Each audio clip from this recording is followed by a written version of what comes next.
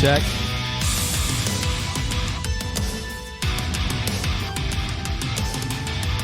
Mic test 1, 2.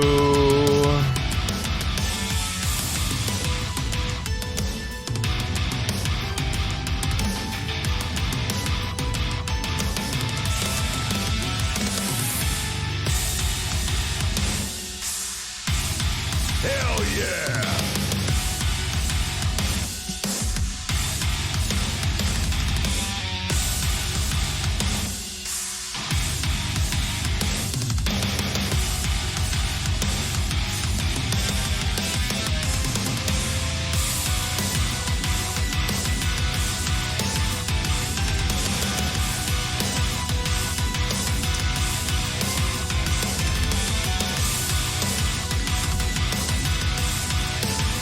What's up, everybody? For the next 2 hours, I'm going to be your host.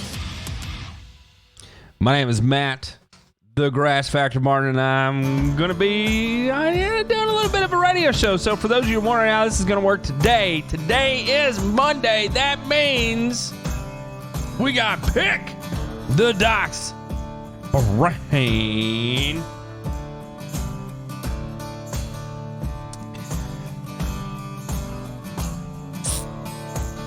This is going to be a heavy Monday here.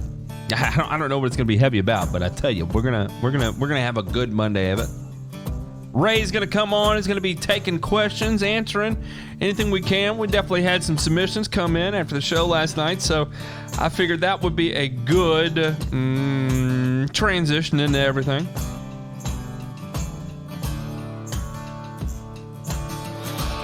Getting some comments also from one of the shows last night. I thought that was kind of funny.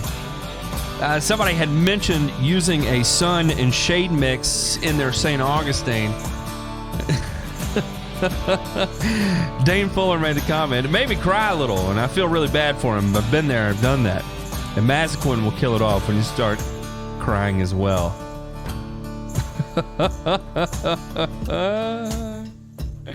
That's pretty funny. So happy Monday. I hope everybody enjoyed the weekend and did everything that I didn't do. Although I can't say I had a bad weekend by any means. We hung out. We spent a little time at the lab. I always put my son to work at the lab with me. Make him go fetch me some water.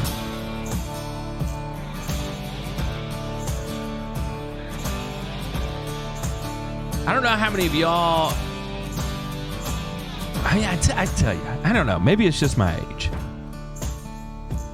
But I'm at the age where I'm actually considering... I wonder, is reloading ammo a good business?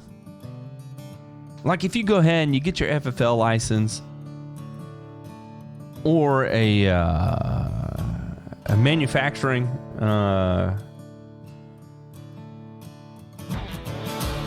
what do you call a manufacturing license, an ammo manufacturing license? Kind of spaced out there. Sorry, my bad. Wow, would it be worth it to do that? I don't know. I get this wild idea sometimes. Maybe that would be good fun. It's something my son and I could do. Is the only reason I say that. Now, the part I would not want to do, and this doesn't sound like a good time, it would be packaging all that. You'd want to automate that, right? I don't know. Just thinking out loud here. Thinking out loud here as we roll through these tunes I've got on the playlist, wherever they came from. We're like I said, we had a lot of questions coming in, so we'll be jumping through a lot of those. We got all kinds of stuff about trees. We got some stuff about some other products that are out there. We're going to talk about spraying herbicides out of a backpack fogger.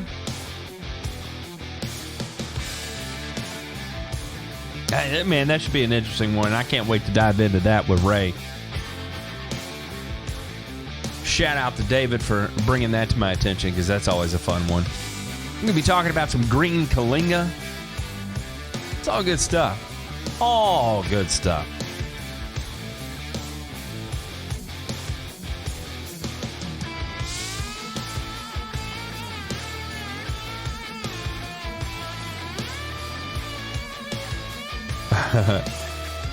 Somebody asked, what are the most important biostimulants to go along with Carbon X for someone like me on a budget? I have fescue in transition zone of Central California. I'll tell you, B. Scott, here's kind of the reality of the situation. The only point in using biostimulants are just to eke out those extra few percentage points of improvement. Do you need biostimulants? No, you certainly don't. People have grown grass for the better part of a century without having to rely on them. Can it be a tool in the toolbox that you can reach to maybe bail you out of a certain situation? Possibly. But really, at the end of the day, and you're talking to somebody who manufactures them, at the end of the day, do you have to have it? No. Absolutely not. I spent the majority of my career not using them in growing badass grass. Don't let anybody convince you that you have to have something in order to be successful.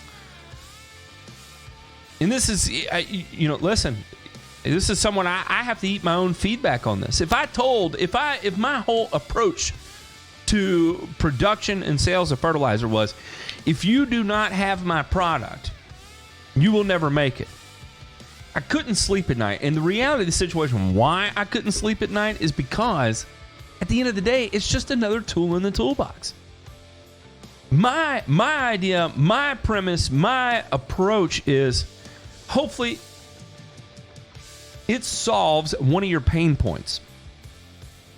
The whole premise behind designing the fertilizer line that I designed was real simple. I was tired of, I used to top dress and mushroom compost. I was tired of having a dedicated truck for it. I was tired of being told that if I wanted to use biochar, I had to go get a top dresser. I was tired of the labor that goes into it. So it's not, I wanted to be able to solve as many of those pain points as possible in a single application. And the way I figured out how to do that was to combine it all into one. I wanted to have a focus on the soil. I wanted to get adequate NPK, and I wanted to apply a biostimulant. I combined it into one. That became Carbon X. And you have to remember, why did I have that pain point? I had that pain point because I used a ride-on spreader sprayer. So I wanted to have my tanks freed up to be designated to whatever pesticide I was applying, whether that be spot spray and a weed control, or applying a fungicide, or whatever it is I wanted it to be. I didn't want to have to designate tank space towards a biostimulant and then designate my spreader space towards fertilizer and not have the option of being able to run a pesticide if I wasn't blanket spraying the entire thing. Sometimes I don't want to blanket spray the entire property with a pesticide. Sometimes I'm only making spot applications. I wanted the flexibility to be able to do that, so my product was to solve my problem. It may help solve yours. It may not. It may not be a good fit. So I want to make sure you understand. It can be solved. Any of these problems with turf can be solved without having to go for the extra go juice. Can I speak to your manager? It seemed like there was another one here. What is recommended for a foliar application that is slow release? So you really only have two options. You have methylene urea and triazone urea. Those are your only two options for slow release liquid. You can enhance efficiency by using something like Umax or Uflex or Hydrex, however you want to get there. There's some newer enhanced efficiency products out there by Coke, like Anvol. Actually, I don't think you can get that for turf. I think that's only for ag. But anyway. But in true slow release form, you have methylene urea and you have triazone urea. That's it. Triazone is exceptionally slower, and I have never been able to get a good color response out of triazone alone.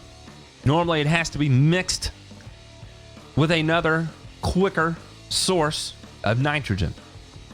because triazone in and of itself is too slow in my experience. Some people have had great success with it.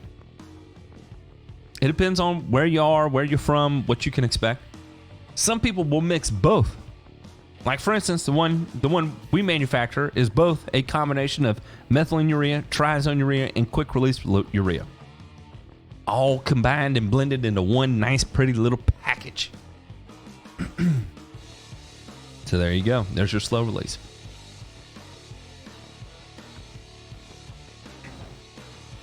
What else? I don't know. Maybe by the end of the day, too, we can tap on over to see what's going on in the commodity space. I didn't hear anything big on the back end over the weekend. I lie. There may have been some big things going on the back end that I heard from behind the scenes. I'm going to do my best to look into the and see if that is public knowledge yet. It's not. I don't want to go talking about something that's not public knowledge and be the one that somebody comes back to me and be like, I told you that in confidence. You weren't supposed to sell it. Say that. I get in trouble doing that way sometimes, so I'm going to be careful. Yeah, I don't know. But we've seen maybe some acquisitions and mergers on the large scale production side of things that may or may not influence you or affect you in one way or another. I guess it all kind of comes down to, where you purchase your materials. Again, this is assuming I can make public knowledge of this. I need to be careful what I'm saying here. In fact, let me do a little Google search.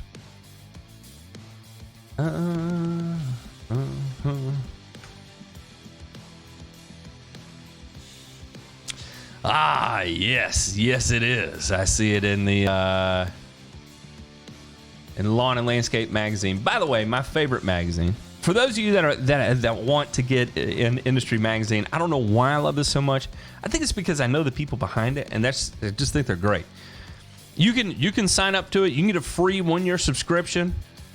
You can go subscribe now. Go to lawnandlandscape.com. This is not sponsored by them. I just really like these guys. I met the people at Turfs Up Radio at the Lawn and Landscape Technology Conference, and that was a great time. I had an unbelievable time there. Even though it was a trade show I worked by myself, I did it. So we'll do that at the end of the show today. We're going to talk about a new licensing agreement that was reached between Turf Care Supply and one of the other manufacturers in the turf and ornamental market, and how that may affect you, the applicator. That's going to be coming up at the end of the show today.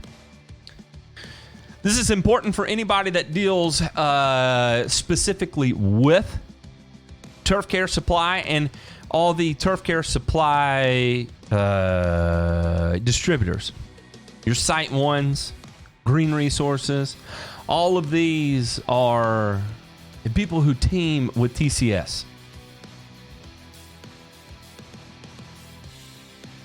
So we'll talk about how that's influenced here at the end of the show. In the meantime, I'm going to have to take a break. When we come back, we're going to get started on the purpose of today's episode, and that is Pick the Doc's Brain. Playing the best music. Hands down and dirty. Turfs Up Radio. Turfs Up Radio. Turfs Up Radio. Turfs Up Radio. Turfs Up Radio. Turfs Up. Turfs Up Radio. Your industry, your station. Hey, Green Industry Pros, are you new to Turfs Up Radio and want to learn more? Then plug in your earphones and keep listening, because Turfs Up Radio invites you to listen while you work. Our 24/7 live radio platform keeps you up to date, bringing you new tips and interviews from pros like you who want to elevate and educate the green industry. Can't make it to industry shows or events? Don't worry. Turfs Up Radio will be there bringing you live coverage, getting you in on the action. So keep listening to Turfs Up Radio. Your industry, Brian? Your station. Hey everybody, this is Hecubus from the Nightcap. I'm just sitting here relaxing within the vault with my friends. What is going on in the Discord? You should stop by and listen in sometime. I'm here every Monday through Friday, 8 to 10 p.m. Eastern, live only on Turfs Up Radio. Yes. So when we come back, when I come in from this break, your let's industry, dive right into that one. Your station.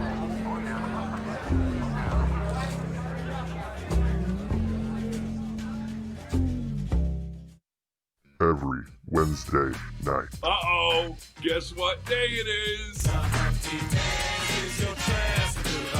Hump Night with The Duck. 7 Pacific, 10 Eastern. Only on Turf's Up Radio. Hump day? We have to put up with this? The Rock! The hot place! You're not the top. Did I say something wrong? The Are you a military? Duck on Turf's Up Radio. Turf's Up Radio. Your industry, your station. Are you a military family with a spouse on deployment away from home? Did you know that nonprofit Project Evergreen has thousands of volunteers across the country ready to help military families with lawn, landscape, and snow removal services? We call it Green Care and Snow Care for troops. If you are a military family and would like to receive this free service, or if you'd like to volunteer to help, visit projectevergreen.org. Project Evergreen, creating a greener, healthier, cooler Earth, 1 yard at a time.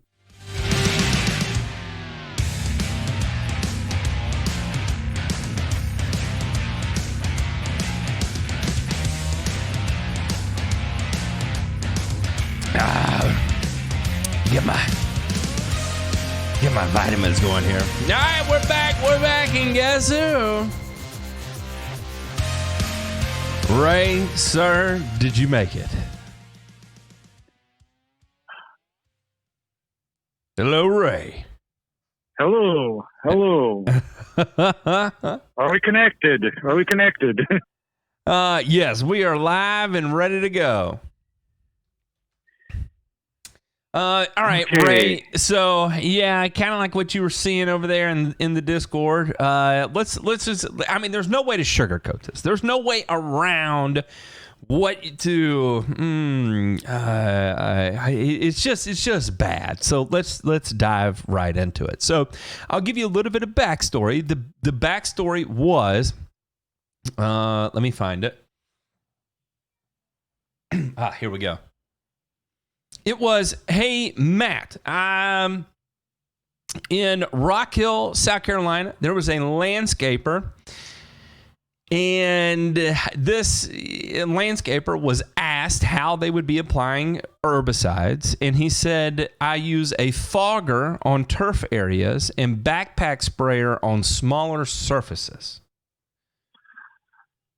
So I was wondering, can we have the discussion over whether or not it is a good or not good practice to apply herbicides at will through a backpack fogger?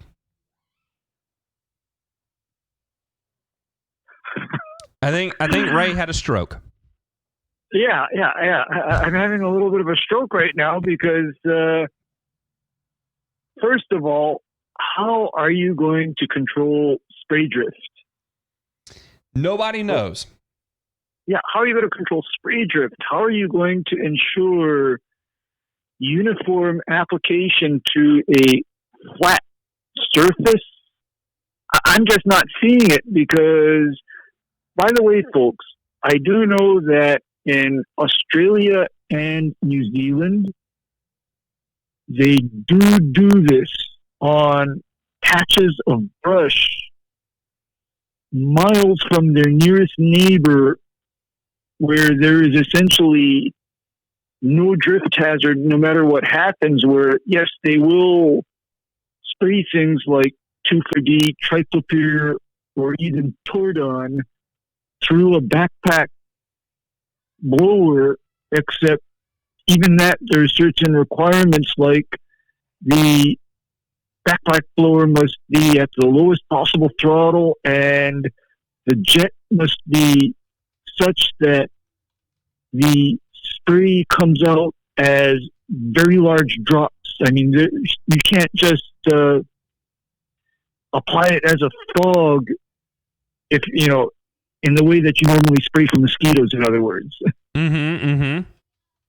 And to add to that, I don't know of many places in the United States where you are miles away from your nearest neighbor, and especially not when you are talking about making such an application to a lawn.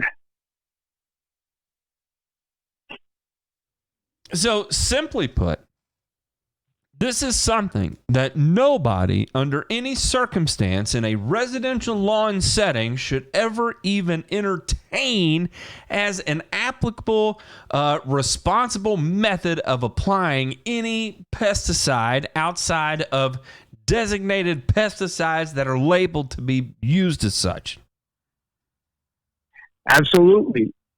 You should only be basically applying, insecticides for, vector and pest control, and even then, be very conscious or cognizant of your state's chemical trespass laws.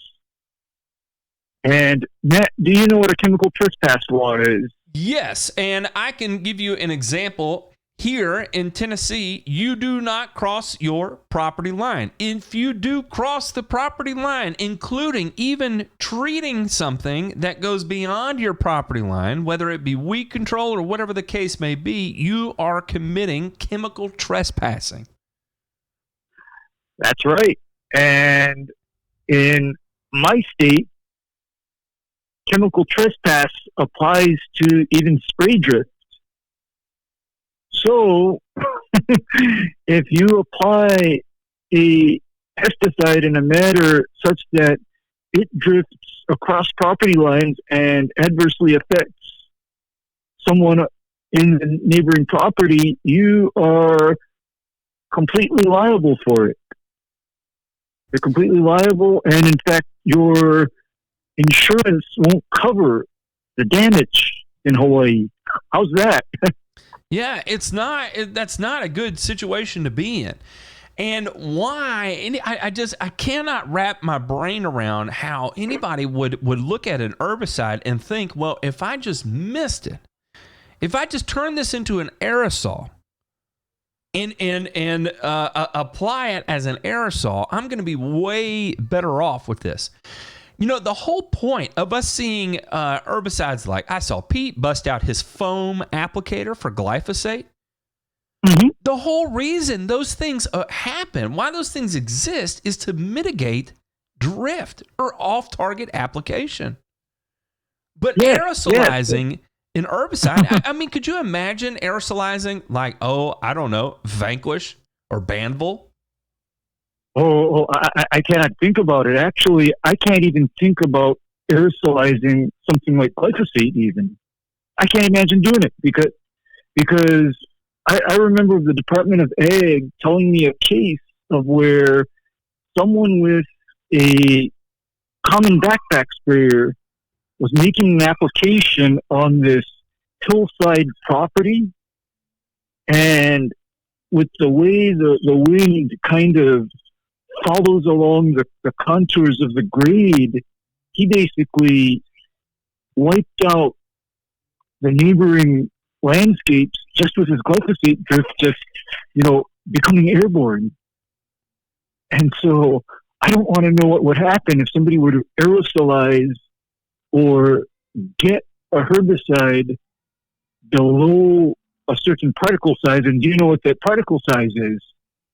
I mean, this is going to get very scientific, but I consider any herbicide dispersed or atomized to a particle size of below 200 microns dangerous.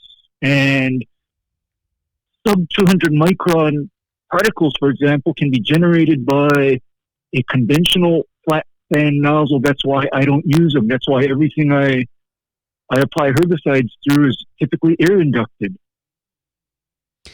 200 micron is extremely, extremely small. So to put that into perspective, for those of you that deal with different types of sieves, that would also be known as a 70 mesh. This would be the equivalent of, let's see here, 20 SGN would be about it. About 20 SGN, 2.2 millimeters in size. Right. Just nuts. Yeah, exactly. And so when I'm actually making an application, my literal target, as far as what I want to see coming out of my spray boom is typically I want to see droplets that are no smaller than 1/16 of an inch.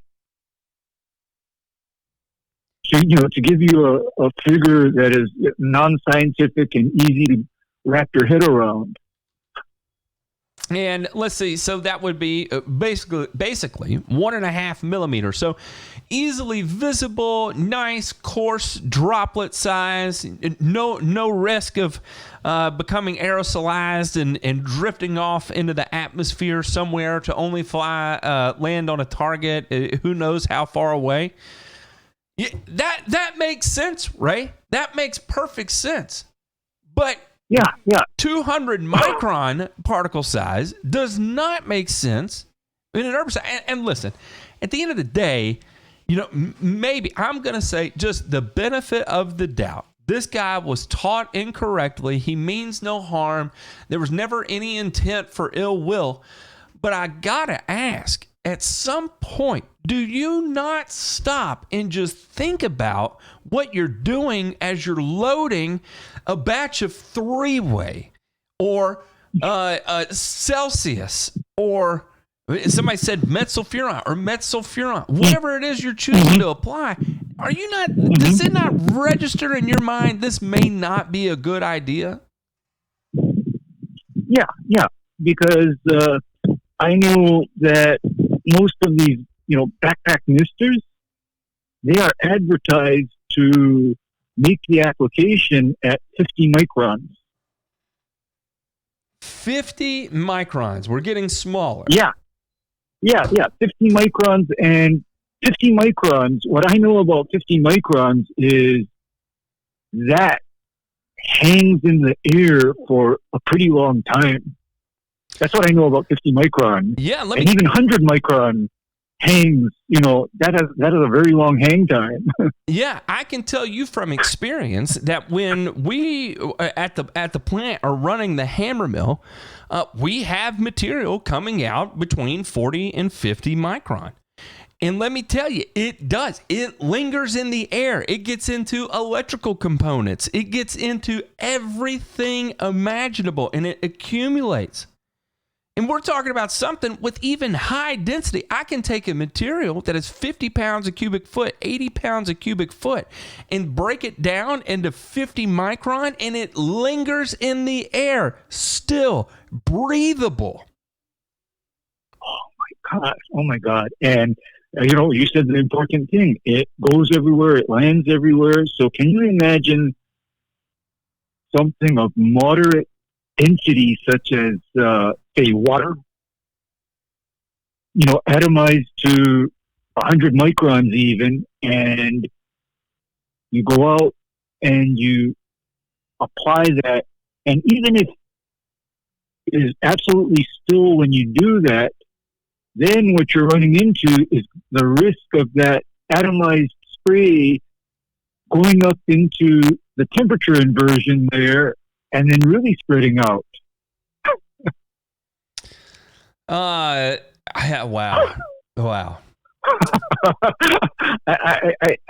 Because I actually looked into this, and I know, for example, that, like I said, they do this in Australia and New Zealand for brush control on their grazed areas, but with the stipulation that they are far away from anything that could be potentially affected. It is done. I mean, I know it's done because I've seen the product labels for Australia and New Zealand, and they talk about even running methylfuron methyl through a mister.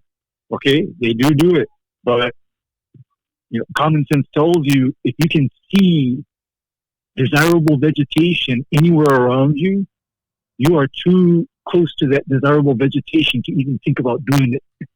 Yeah, and this is in Rock Hill, South Carolina, which is a suburb of Charlotte, I believe. It is. It's a suburb of Charlotte. And being a suburban area, I don't think you're dealing with hundreds of acres of vast open area to allow you to be able to do that safely. And considering this is for a homeowner association, this is the applicator who's bidding for a homeowner association contract. Homeowner association contracts are not flat, wide open, no obstructions, no people, no trees types of communities. This is an ecological disaster. Yeah, this is an ecological disaster in so many levels, because I still remember when I was doing, weed control in a homeowners association, where I was treating, the front lawns in a homeowners association for broadleaf weeds and, and sedges. And back then my mix was Basagran, 2,4-D ester, and Banvel. Okay, but nothing bad happened, because even back then I had my pressure limited hand wand and an air induction nozzle at the end of that wand. So I was just spraying down that application, with those large droplets that had no chance of moving off target up into the trees, up into the hedges that were planted around all of the house. None of that ever happened, because, of course, I didn't use a mist blower. I didn't use, hollow cone nozzles. I didn't use adjustable nozzles. None of that. It was all air inducted, T-Jet AI 110 tips. Ray, I got to take a break real quick, and when we come back, come on, let's just keep going. Let's purge this from our palate and see where we end up on the rest of the day.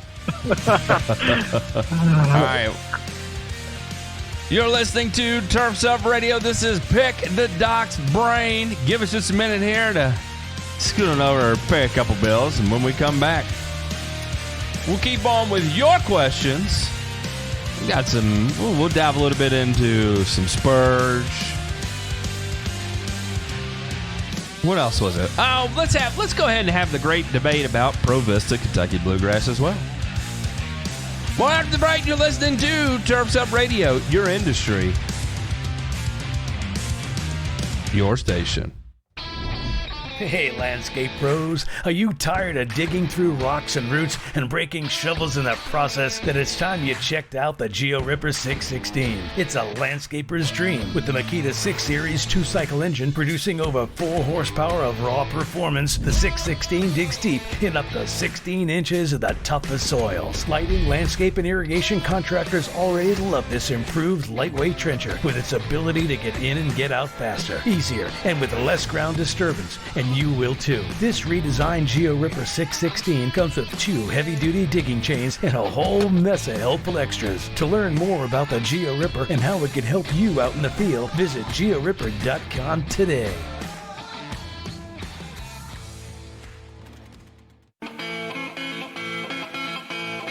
Eric the Turf Teacher Jones.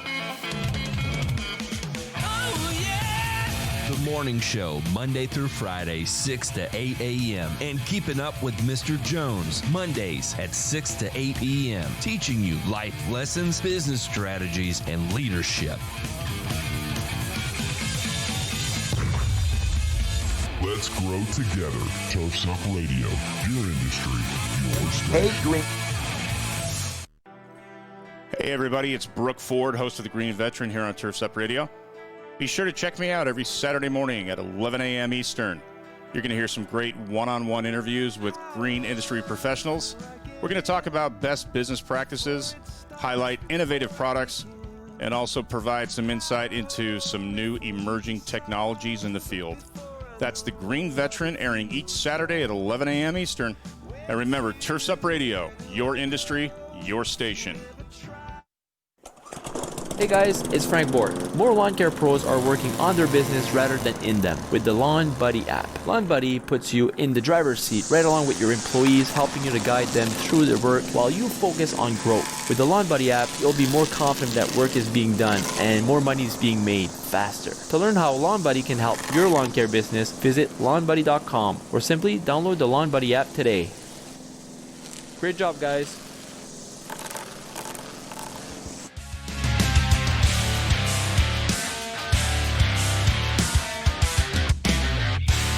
We're back. We're back. And we got Ray, the Green Doc of Hawaii, on the line. All right, Ray, so question came in, and Real O'Dad, our favorite, Mikey, wanted to know some post-emergent spurge options. Okay, what kind of grass? Because there's two different programs for the cool season grass. You can use something like triclopyr or three-way with a little bit of carfentrazone kicker. Do not apply ester-based products right now, though. Yeah, so let's go ahead and run it through on warm season. What do you like? What's your go-to for spurge? My go-to for spurge is actually NSM and a quicksilver kicker, especially at this time of the year, because I'm also on an ester-based, moratorium until the weather cools off as well. Otherwise, in the cooler parts of the year, I'm heavily into Speed Zone or its equivalent. All right. I was gonna say, what about our cool season? I know he's got bluegrass there in the front yard. What are we looking at for some bluegrass? Okay, if he has a monostand of bluegrass, he can carefully apply MSM in that bluegrass, but you don't do that to bluegrass that's under PGR regulation. You don't do that to goosegrass to bluegrass that's under any kind of environmental stress. And you make sure that you actually have a monostand of bluegrass, or else you will find out how much of your seed mix was something other than bluegrass. Yeah, so maybe some safer options. You said Speed Zone for Kentucky Bluegrass. I always like Speed Zone. It gets a little cooler, some 4-Speed XT if you want to catch it then. But again, triclopyr, fluroxapyr, so a little risky on that front. Horsepower. Isn't that one by New Farm, Horsepower? Actually, yeah. I think Horsepower is, let me look at the label real quick. MCPA, MCPP, and triclopyr, and it's amine based. And Matt, I wish that there was straight triclopyr amine labeled for turf. I wish there was. The only one I know, and it's not exactly amine based, is the triclopyr from Helena, Tricera. Has a turf label, but it is not a true amine, at least from what I remember.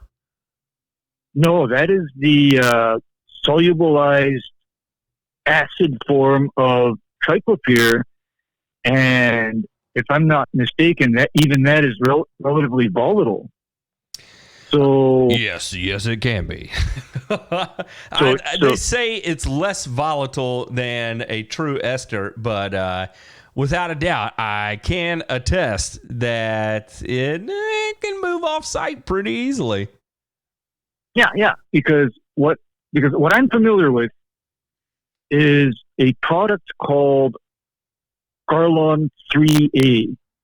Now, Garlon 3A is what I use at this time of the year for doing VM type work because it is completely non-volatile. Combine that with glyphosate, combine that with MSM, you basically have scorched earth when you're done with the area without the risk of vaporizing, moving off site, and killing everything downwind of it. But to this day, there are no straight, like, what I would wish for is turf lawn amine, not ester, for all of us, cool season and zoysia guys. Because that triclopyr would be the thing to use to go after spurge in the summer in a cool season turf area. I mean, I really don't like esters at this time of the year because of that risk of vaporization. Let me ask you this. Triclopyr amine. Yeah. Do you think there is any kind of odd residual maybe or some sort of accumulation that inhibits or limits turf labels? I don't see it. I don't see it because in fact I don't know where I saw it, but the truth is that in soil, I believe that triclopyr decomposes and degrades a lot quicker than 2,4-D. Interesting. So so that's why, for example, there are no annual limits placed on how much triclopyr you can apply in a turf area, whereas there are strict limits on the amount of 2,4-D that you can apply in the same area. That's an odd thing. I wish someone could give us a better answer on why that is, because it is. It's kind of odd. That's kind of odd, but then triclopyr amine would be a safe application for spurge, because what I see out of spurge as far as how susceptible it is to herbicides is it's not very susceptible to 2,4-D. It's not very susceptible to MCPP or MCPA. It is susceptible to triclopyr, and it is susceptible to dicamba. So the dicamba is the one that everybody's ear should stand up. And remember the reality of using something like that. You're starting to flirt with disaster there. It's a very, very dangerous thing to apply, because that tank mix that I described to you literally consisted of 1 quart of 4 pound per gallon 2,4-D ester, 4 ounces per acre of Banville, and another quart of the Basagran 4L.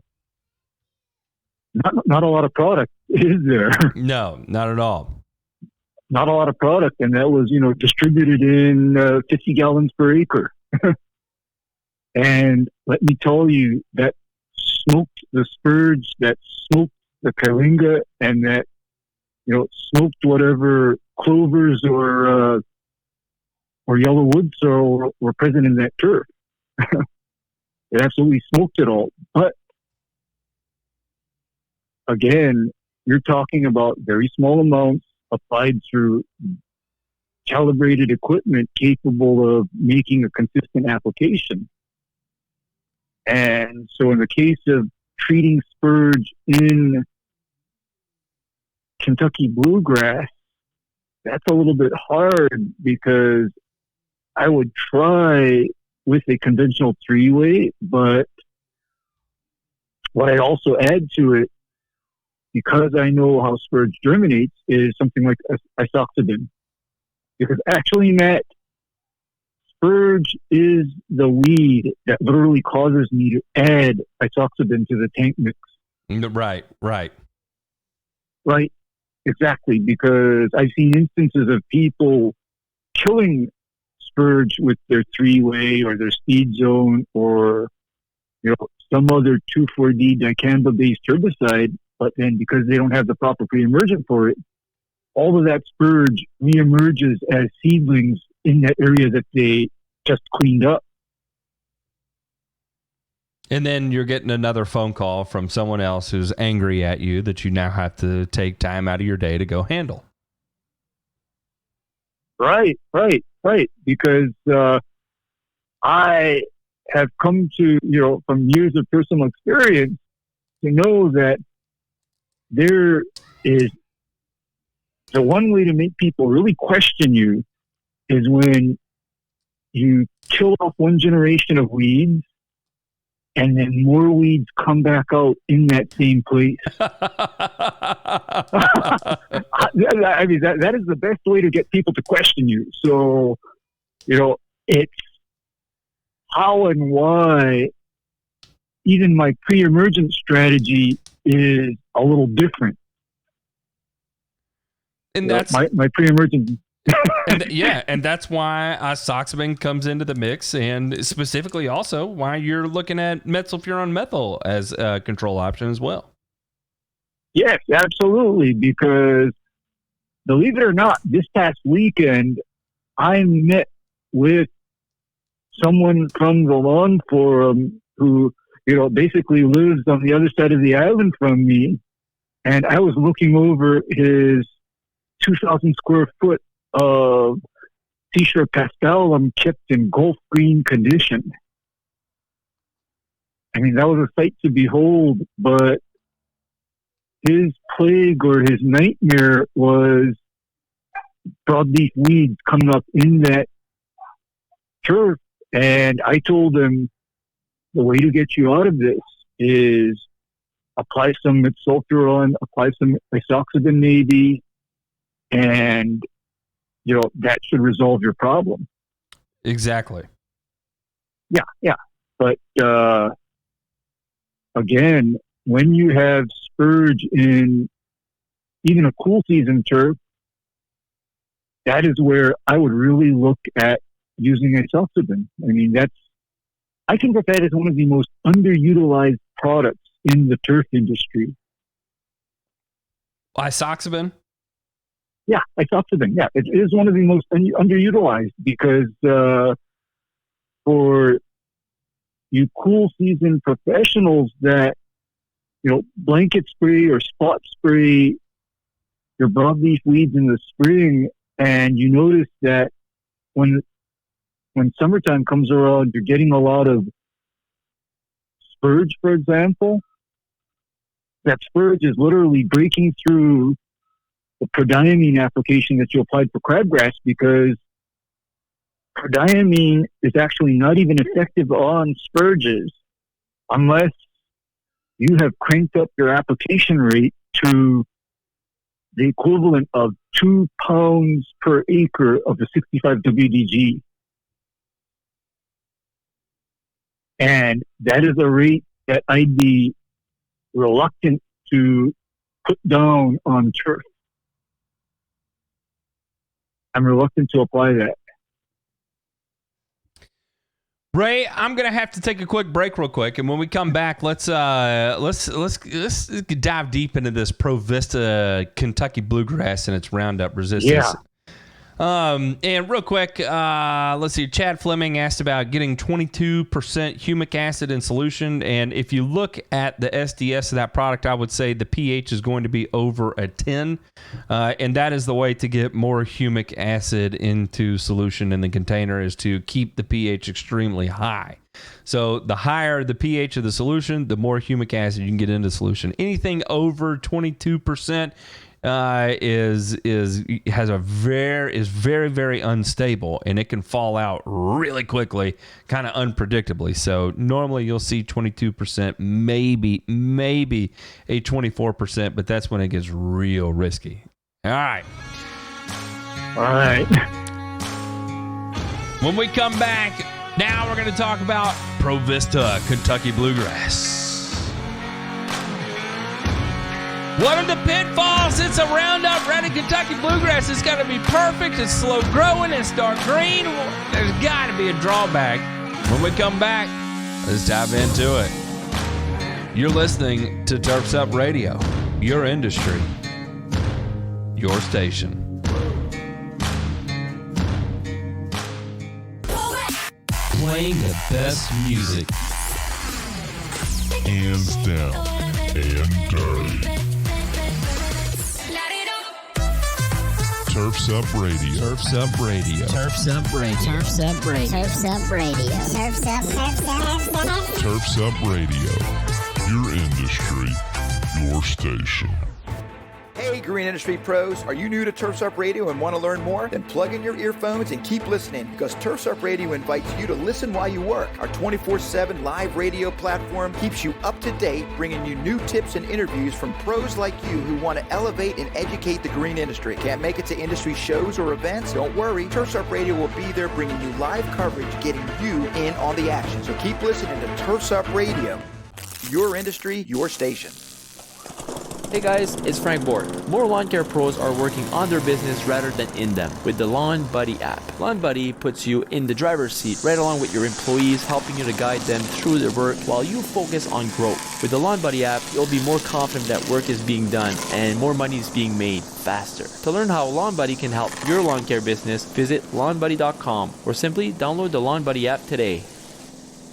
Great job, guys. Hey, Green Industry Pros, Turfs Up Radio is celebrating what a great first year we had and wants to give you $100 just for being involved. That's right. All you have to do is visit turfsupradio.com/shout out for 100 and follow a few easy steps. When you hear your name live on the radio, we're going to send you a crisp $100 bill. So be sure to visit turfsupradio.com/shout out for 100 to claim your cash. And remember, Turfs Up Radio, your industry, your station.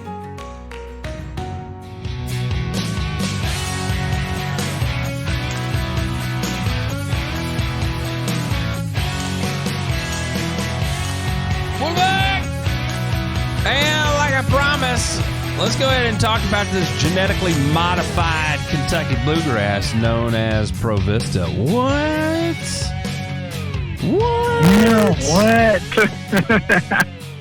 Can it really be glyphosate resistant? Yes, of course it can. So, Ray, I'm sure you know the story on all the ProVista line, and apparently now it's available in seed. So we know all these positives. It's slow growing, it's dark green, it tolerates glyphosate. There's got to be a drawback, right? Okay, that drawback is going to be in the form of accelerated development of resistant weeds. And the reason why that is the case has something to do with people running to the same herbicide to get them out of the same situations that other people don't have the luxury of running to? That's one. And the other reason is because glyphosate operates via inhibition of a specific enzyme in the weed. And when you have an active ingredient that works on one specific site, your risk of resistance is very high. So, this is the perfect storm, because I think you down in the transition zone in the South are very familiar with what happens when somebody targets a weed with glyphosate, aren't you? You're familiar, because now you have Superpoa annua. In that case, you know what I say? You guys might as well harvest the seed from that Superpoa annua, use it as the greens in the fairways on golf courses, and that way the supers can fly over glyphosate and smoke everything else and not worry about it. Yeah, right? I mean, it makes perfect sense. We look, and I don't think there's really a place. Where did glyphosate resistant POA start showing up? I think it actually started at TPC Southwind in Memphis. where glyphosate applications on Bermuda grass was kind of the name of the game when it was dormant. I mean, that's what everybody did. And that was what everybody was looking to do, even at the time. And this, I'm going back eight years ago, even, where one person started doing it. I remember a company in town in Mississippi called Green King was making glyphosate applications on dormant Bermuda. And everybody was like, it's amazing what they can do to POA. It's amazing to what they can do to POA. Well, then company number 2 starts doing it. Then company number 3 starts doing it. And then before long, you've got 37 different companies that are blanket spraying glyphosate on any and every property they can get it on. That's Bermuda grass, of course. And now it's like, well, it works 80% of the time. Right. And that is when, true or false net, when they go out with those glyphosate applications, it's with just glyphosate, right? Mm-hmm.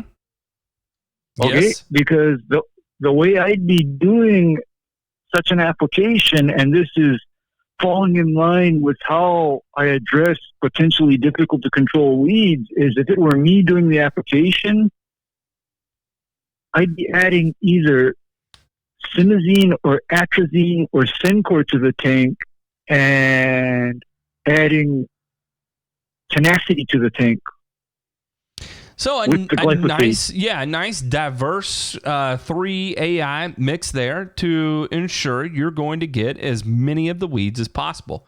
Best case scenario we saw at the time was maybe simazine or atrazine added to the tank and maybe 3-way added to the tank. Maybe. Right. Maybe, because I am familiar with the horror of POA being resistant to the triazines, because the convention in the South is to make that one application of simazine or atrazine in the fall or winter and not have an alternate mode of action in place with that simazine or atrazine for the POA and other winter weeds. I read too, Matt, so I'm aware of what's going on. I read too. And in the same vein, what about glufosinate and these Kentucky blue or these glyphosate resistant turf species? Does that mean it's going to be? Are they going to be glufosinate resistant or only glyphosate resistant?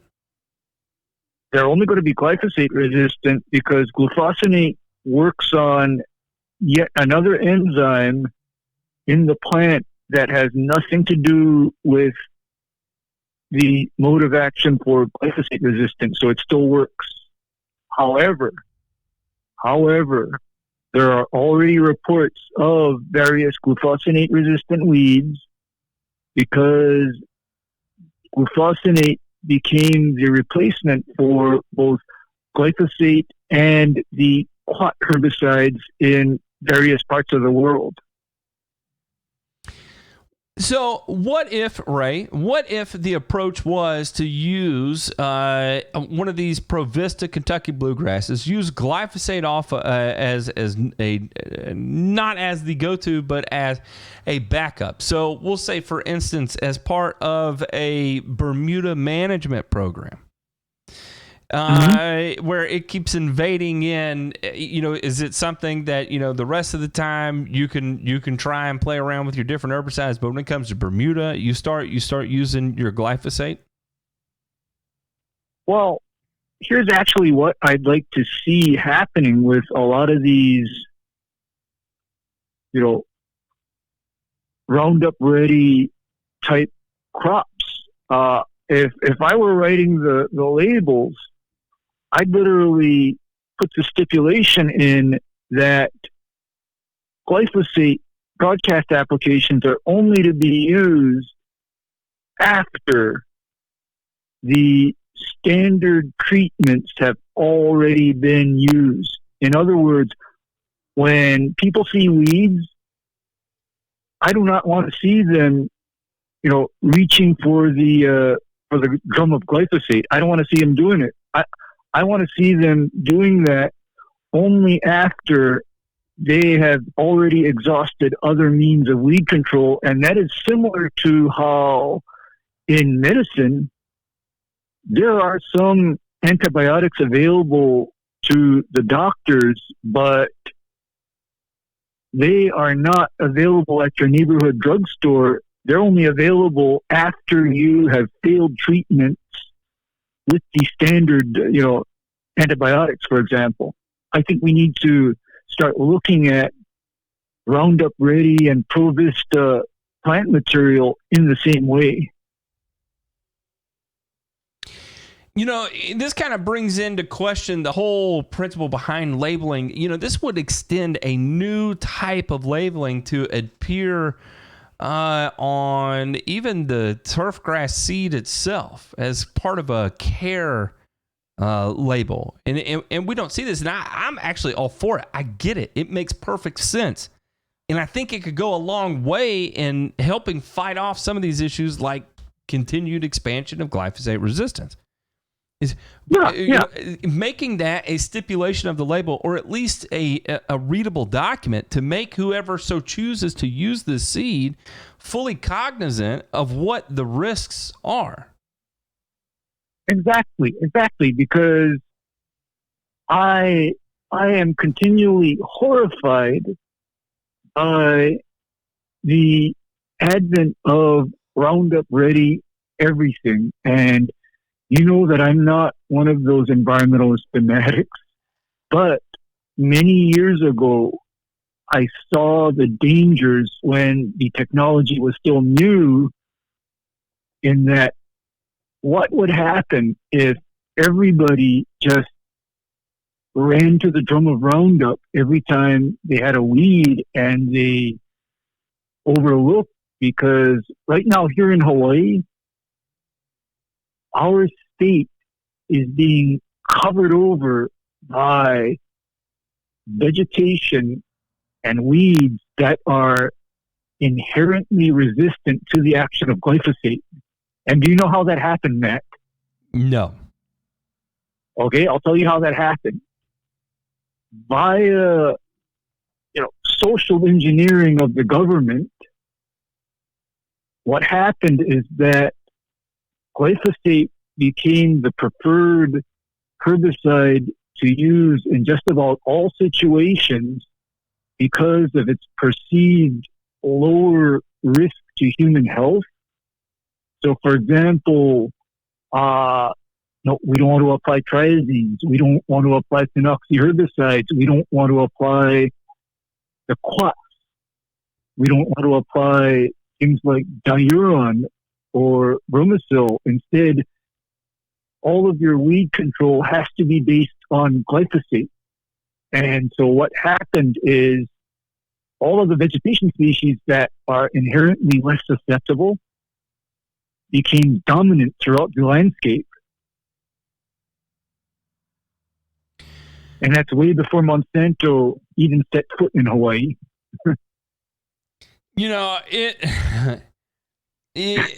As we continue to go on this, and I know there for a while, and I remember this, a glyphosate-resistant Bermuda grass was always kind of the hope and wish and dream of managing Bermuda grass. But now that we know now what we didn't know then, the grass isn't so greener on the other side. And in fact, one of the things I would not like or enjoy or ever want or even lobby for is a glyphosate-resistant Bermuda grass.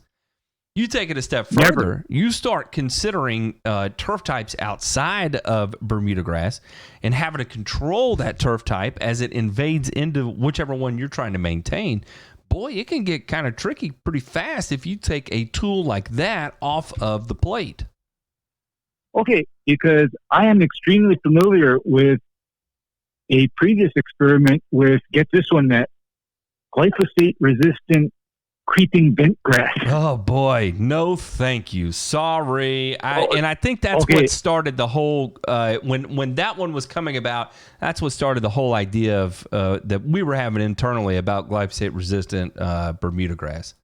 Nightmarish. Okay, because I'm going to tell you that right now, that is the ecological crisis in the Pacific Northwest, and it's invading farm fields. It's invading the irrigation canals and ditches. And you know what makes creeping bent grass a difficult and problematic weed to control near an irrigation ditch?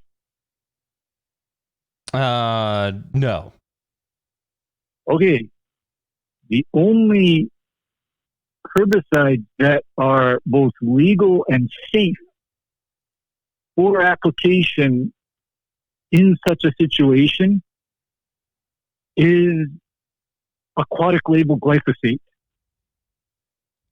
Because in any other situation, you have rogue bent grass. I'd be down there with, say, in an ag situation, Syncor and Paraquat and smoke that. But you don't do that on an irrigation ditch that's carrying water to growing crops. You can't do that. Yeah, and man, I tell you what, you start losing aquatic labels on things. I mean, losing options with aquatic labels. That's actually the problem is that aquatic label glyphosate is the only product that is safe to apply in that situation. And so you have Roundup Ready bent grass growing into your irrigation ditch and clogging it up. You're a bit out of luck at that point. You're out of luck. So And I have the other nightmare where I know everybody is up in arms when Bermuda grass invades their planter beds and tree wells and landscape areas. Imagine if the standard rate of glyphosate fails to control that effectively, and you're forced to use something that is way more expensive and potentially a lot more toxic. So I'm not in favor. I'm not in favor, actually, and my disfavor really came to the point at where it's at right now when I found out about what a menace that creeping bent grass became. Ray, I got to take a quick break. When we come back from the break, let's talk about. I saw something on the old internet here that I know you'll absolutely love to see it. So I'll be sending that to you. Take a review during the break, and we'll talk about it as we come out. All right. All right. Here we go. You are listening to Turfs Up Radio, your industry, your station. When we come back, a granular aeration product? I don't know. Let's sniff through all the noise and concerted smells and everything else that goes along when you're dealing with these types of things and see just what exactly are we actually dealing with. Again, this is Turfs Up Radio. Pick the Doc's brain. We'll be right back.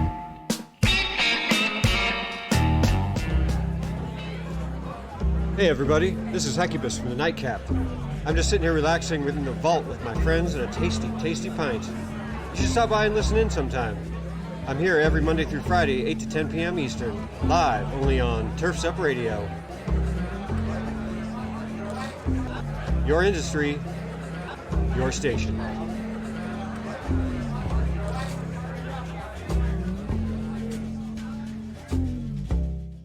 Every Wednesday night. Uh-oh, guess what day it is?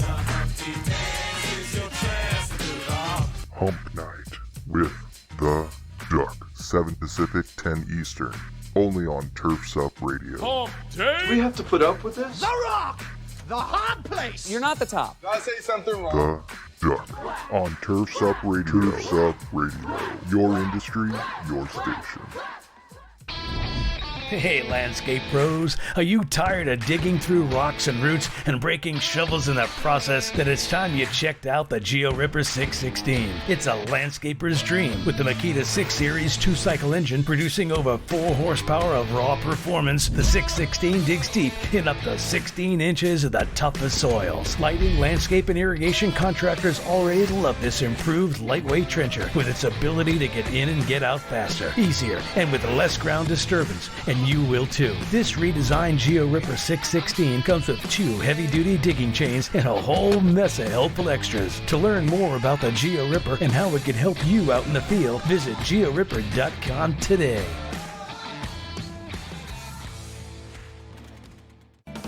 Turn existing irrigation systems into organic fertilizing, safe pest repelling machines with the Pro Products Green Feeder System. Irrigation contractors are leaving less money on the table and increasing profits with this easy to install, easy to maintain, unlimited recurring revenue opportunity. Call 800-285-9176, 800-285-9176, and mention Turf's Up Radio for an exclusive offer, or visit proproducts.com to learn more.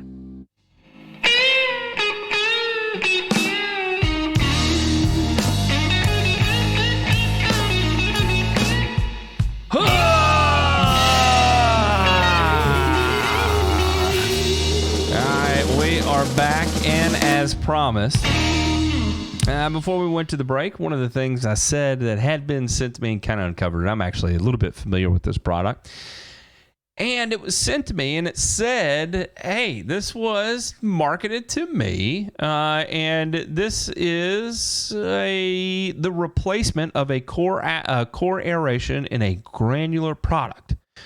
It is a carbon pellet made out of grain byproducts, including wheat midds, soybean hulls, and rice hulls. It is like a core aeration, except it's only a granular application.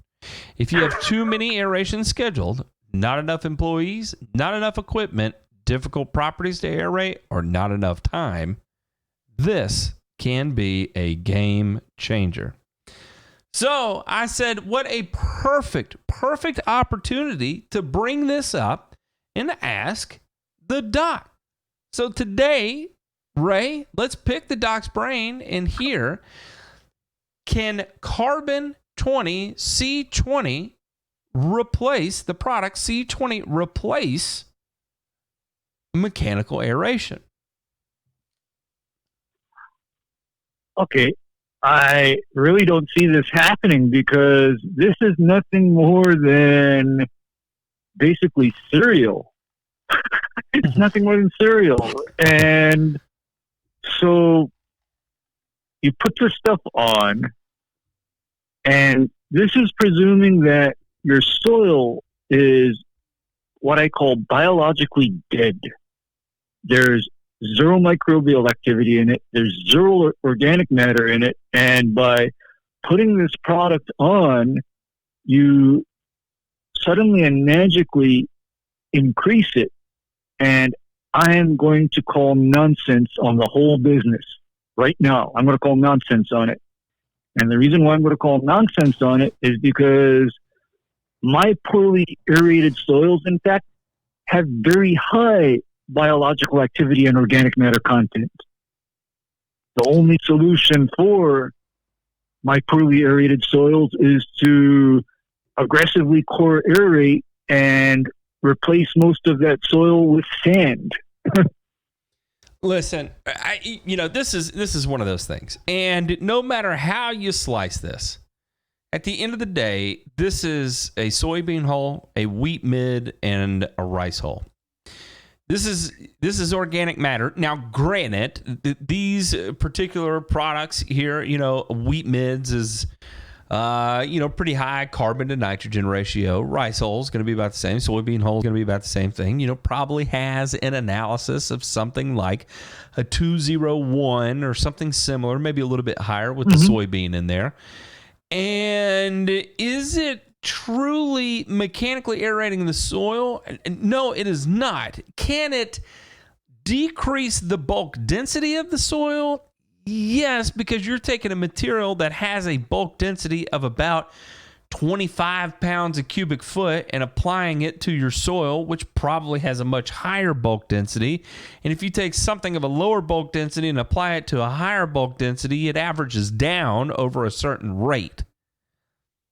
But is this any different than a compost application? Because it says right here, Ray, it says right here, it stimulates 100 times more microbial respiration than compost on an equal volume basis. I'm laughing a lot because if this is undecomposed and basically sterile organic matter, I don't care what the source is, there is no way for it to induce that kind of microbial activity in the soil versus applying some composted organic matter that does have a broad spectrum of microbial activity occurring. There's just no logical way for that to be true. But Ray, it says right here, it increases water retention, it improves seedling survival, it increases chlorophyll production, it's consistent and sustainable organic formula derived from natural grain, though. And if that were true, okay, can somebody explain to me why all of the sports turf professionals, like even Ryan, when they need to aerate, their standard practice is to aerate and then bring in tons of sand per acre? I mean, tell Ryan Ray, Dr. John Lloyd began work on carbon nutrition over 17 years ago. Well, that's plenty of time for this to actually be viable, and all of the turf professionals to park their sand top dressing equipment and park their deep tine aggressive aeration equipment and just start loading up their granular spreaders. You know, at the end of the day, first off, I hate that term. Began work on carbon nutrition over 17 years ago. First of all, carbon provides no nutrition. That is one of the biggest myths when it comes to carbon-based fertilizers and all this fun stuff, is if carbon provides some sort of direct nutrient that's going to positively impact the plant. It's not. So that can be kind of just thrown out from your head.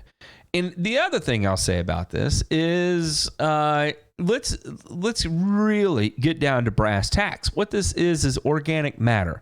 And it doesn't matter if organic matter comes from wheat midds or soybean hulls or human doo-doo or chicken doo-doo or pig doo-doo, wherever you want to get it from. Effectively, all of these benefits you're reading right here are going to perform at about the same. So, yes, you may have a perfect 20-to-1 carbon to nitrogen ratio. That's great. That's awesome. Wonderful. Is that truly going to unlock something that you've never seen before out of your lawn? If you've never applied organic matter, maybe you've never seen it before. If you have applied organic matter before and you like what you see, you'll see much of the same. You can kind of pick your poison on that, and you can try and manipulate your C/N ratios and figure out something that just feels better, and it may make you sleep better at night, but are you really going to see much of a difference? No. The difference you may see have to do with the nutrient density that's in your product, and therefore, if you have a different nutrient density, you may get a different release rate. Therefore, you may see things come on faster. You may see things come on slower. At the end of the day, though, it's organic matter. So how different is it really going to be? Not at all. Not at all. Not at all different. And even in breaking down the response that people supposedly get from composted, organic matter.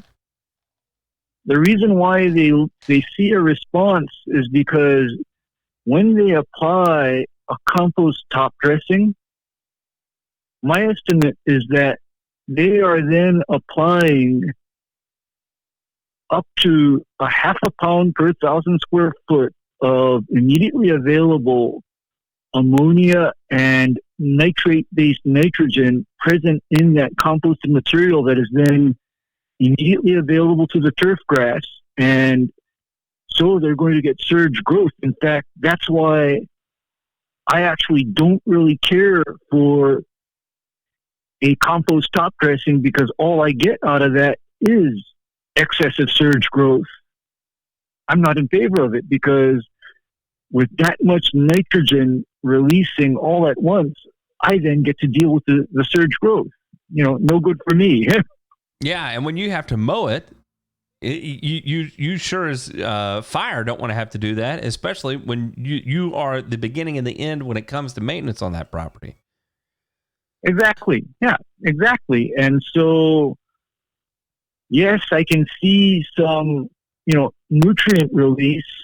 And with these so-called organic products, it doesn't take that long under ideal conditions for that organic nitrogen to mineralize to nitrates and ammonium in a warm soil. You go spread that out in late spring and put water on it. Here's your surge growth. Next in line, please.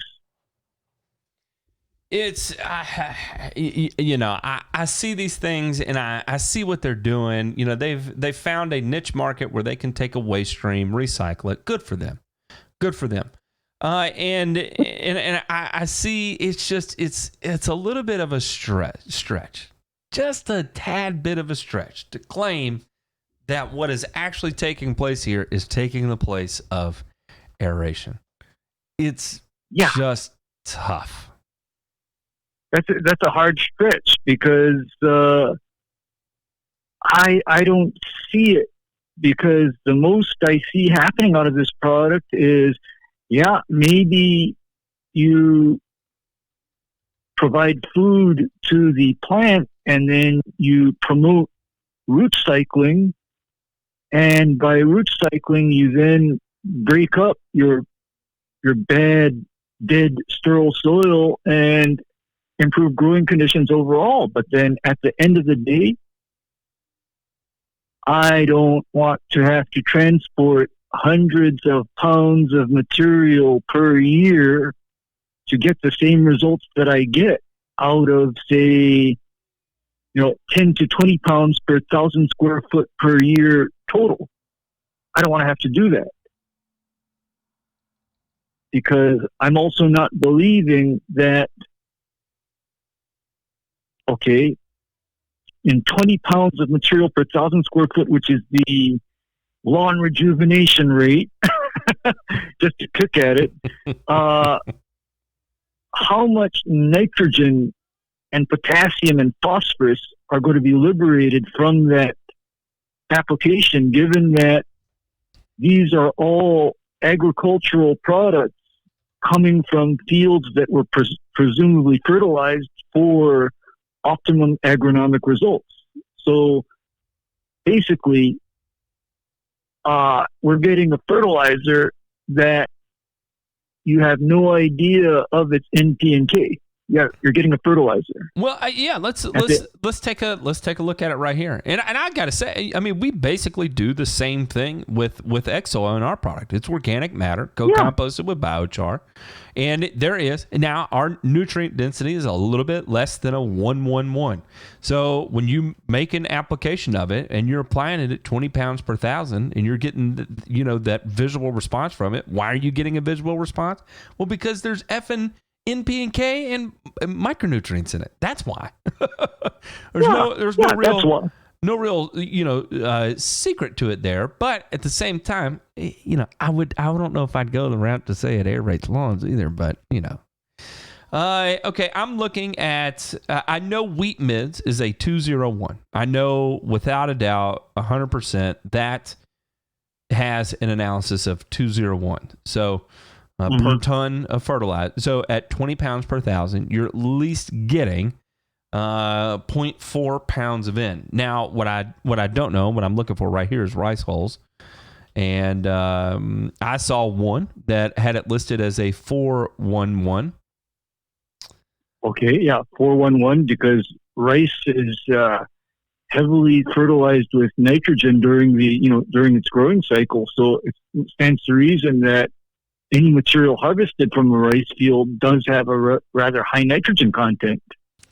Yes, and soybean hulls nutrient analysis. Let's see if what comes up right here. Less than 1% phosphorus, small amount of phosphorus. I'm not seeing anything about nitrogen here. Anyway, I'm sure it's in there. Yeah, well, I'd have to assume that because soybean is a nitrogen-fixing legume, I would spitball the number as being close to, 2%, maybe 3% nitrogen, because, properly grown soybean is cultivated in such a way to optimize its nitrogen fixation, because as we know, that nitrogen is then translated into protein production when that soybean is further processed and then used, for example, for feeding pigs, chickens, or cows. So, again, basic agronomy. Right. Basic agronomy. So, in other words, I don't think you're too far off in estimating that this product may be applying that 0.4 or so pounds of nitrogen per 1,000 square feet when applied at that, soil restoration or soil remediation rate, or even if you apply 10 pounds per 1,000 multiple times a year, that nitrogen has to be accounted for because of the application rate of 10 pounds per 1,000 square foot. Yeah, and to be honest, it could be even higher because, I know, for instance, soybean meal. Now, these are the hulls, so it could be a little bit lower, but soybean meal is around a 711. I've even seen it as high as a 712. So, I mean, we could be getting up there about a half pound, three-quarters of a pound, a half pound, a quarter of a pound, half pound of nitrogen per application, or 0.4, 0.5, 0.6 pounds in. You can get a pretty damn screaming good result out of that. Imagine, you think about all the people that apply Milorganite out there. The big Milorganite heads go out and they make an application of a half pound or three-quarters of a pound in from Milorganite, and everybody is in love with the results. It's the same thing. Yeah. And I know from personal experience that it doesn't take much for that kind of nitrogen to produce epic and extremely undesirable surge growth. Ray, throw it down 190 pounds a 1,000. Just layer it on there, 4.5 inches thick. Yeah, throw it down, and then at that point, what I'll tell people is, hey, you all had better set me up a room, because I'm literally going to have to be mowing your lawn every day before I go out and see my other customers. If you're going to throw it down that hard, I mean, that's the reality of organic nitrogen. And the other factor of organic nitrogen is you do not have control over how long that nitrogen response lasts, versus I know in most cases exactly what 1/10 of a pound of nitrogen from ammonium sulfate I know exactly what that's going to do. Okay? I know exactly what that's going to do. I know what I'm going to get out of 0.2 pounds of nitrogen from ammonium sulfate. I know exactly what I'm going to get out of that. And I know for how long I'm going to be dealing with that as well. You know, Ray, this is a great point. This is a great point, and I think this is a perfect time to bring this up. If you are getting involved with your lawn and you do not want to know, if you do not care to know, if you do not care to have predictability, if you do not want to see how the turf responds to varying types of applications, if that's not you, no problem. No problem. You can go apply your organic matter and just enjoy the results from it. If you have the type of brain where you want to see with every input, what output do I get? It's probably not going to mesh with you because you're not going to have the kind of control that you want over your property. Exactly. The more intricate you become in your turf management approach, the more detail-oriented you need to be, especially when we're talking about maintaining turf at low heights of cut, real low heights of cut, or exceptionally low heights of cut. It becomes more important to have more control over your fertilizers. But if you're growing a 4-inch fescue and you're going to feed it 4 times a year, whether it needs it or not, you can default back to that because at the end of the day, it's simple. And if you choose the right organic matter source, you can get ample N, P, and K out of your 4 applications. You don't have to choose a nutrient source that is devoid of potassium, or choose a nutrient source that's devoid of phosphorus. You can be balanced in your approach, make your 4 applications whether you need it or not, and be perfectly content with your results. Mm-hmm. I think where people end up making a lot of mistakes, Ray, and where they get sucked in and they feel like, oh, well, you know, you ask them, you know, what kind of fertility program are you running? Oh, I don't do fertilizer. I'm organic. And you're like, wait, what? And then you ask them what they're doing. Yeah. And they're like, oh, well, I do compost here, and then I do compost there, and then I do compost here. And you're like, yeah, you're applying a lot of fertilizer, as a matter of fact. Just because it doesn't say it doesn't mean you're not getting any. Yeah, because you tell me, like, I've seen it for myself where people maintaining real low decide to compost top dress, and their grass starts taking off like a bat out of hell. Okay? It is almost uncontrollable. The grass is almost blue after they throw down that compost, and it's just growing like crazy. God, I need the blue turf, whether it's good or not.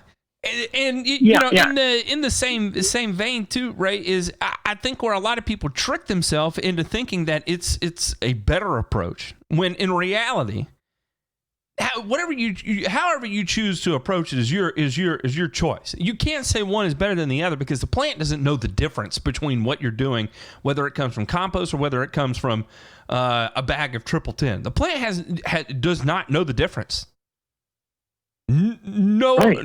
So you can't say one is better than the other. But I think where a lot of people fool themselves is they go out on a limb and they go get a bag of urea.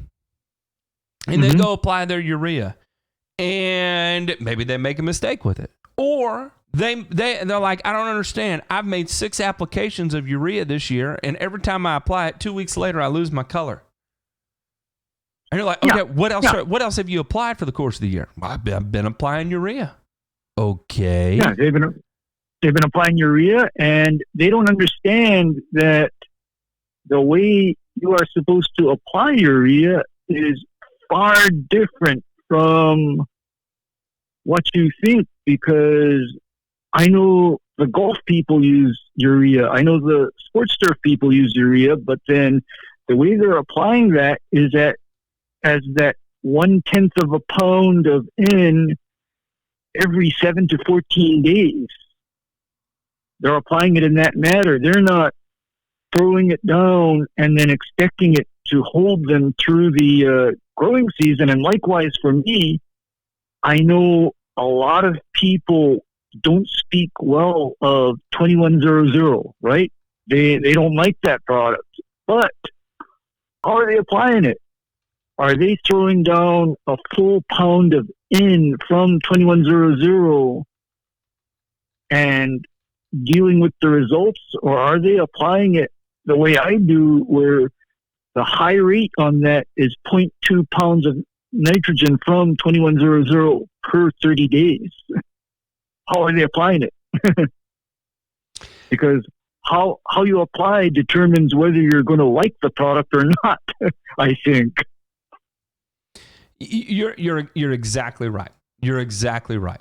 So, I again, back to this product. I'm sure it's fine as a fertilizer. I'm sure it works well. You put it down at 20 pounds per thousand, I'm sure you're going to be pleased with the results. No doubt about it. In the same vein, that if you took a 20-0-10 and you go apply it to the lawn, you're going to be happy with the results as well.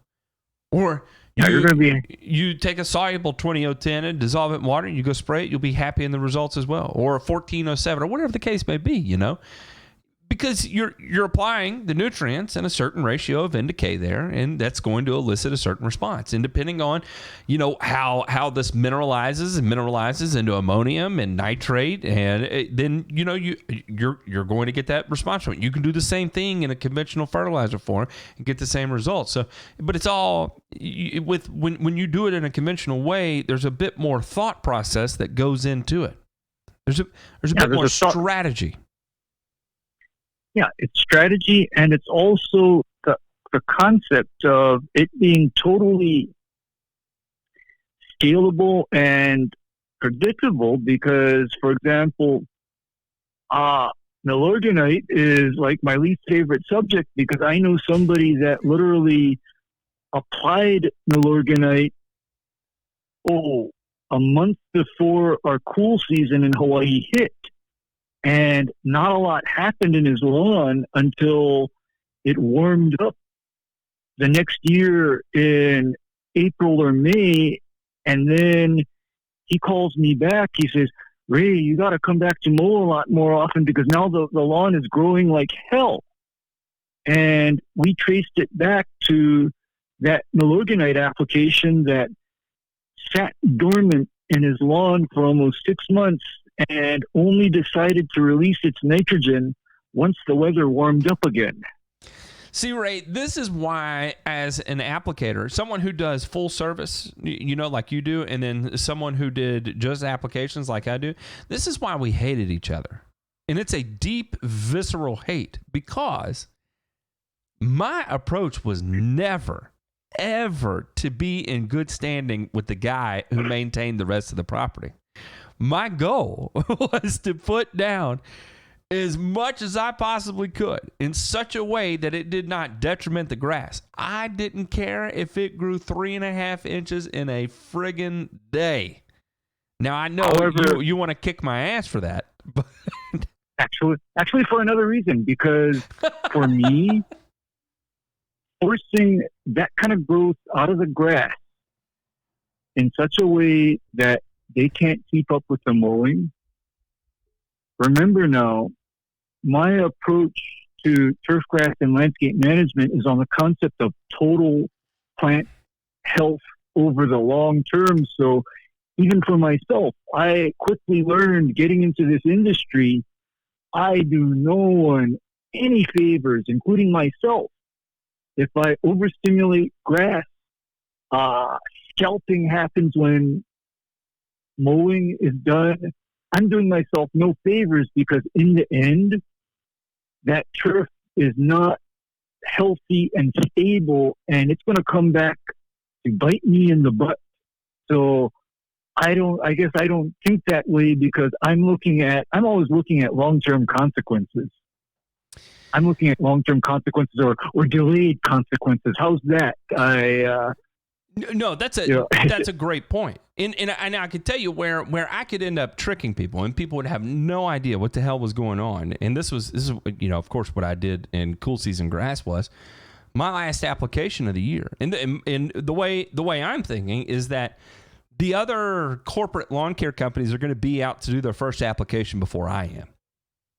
Mm-hmm. And because they're making their first fertilizer applications before I am, their lawns green up faster than mine do. So when I started making that application, when the grass was basically going dormant of ammonium sulfate, that way the ammoniacal nitrogen was there. You get that nice positively charged ammonium that's there in the spring on those warm days. Therefore, I didn't have to be there, and I'm getting the physical response from my fertilizer. But the difference is that I applied it in the fall, whereas they're applying it in the spring, but I can still be there to compete. And it freaked people out because all of a sudden you have a 2 or 3 day stretch where you hit 65, 70 degrees and the grass explodes out of the ground. I'm like, man, what the hell happened? What'd you do to it? Well, actually that was because of how I strategized the fall application. Exactly. And that too, you apply a form of nitrogen that doesn't, readily leach. And by the way, folks, ammoniacal nitrogen is rather resistant to leaching. Urea nitrogen, on the other hand, and nitrate nitrogen, on the other hand, is extremely susceptible to leaching past and leaching away from turf grass that can utilize it. So something like your DAP or your MAP or your, ammonium sulfate, those are nitrogen sources that can stay in the soil for a long time. And in the case of me, I don't need to mix with slow release anything because in my soils, ammonium sulfate lasts for up to 30 days on average. It lasts that long, Matt. Do I need to mess with slow release anything? It's that whole charge system. Who knew you had to have an electrical engineering degree to study turfgrass? Well, what I know about, charges and anions and cations all goes back to that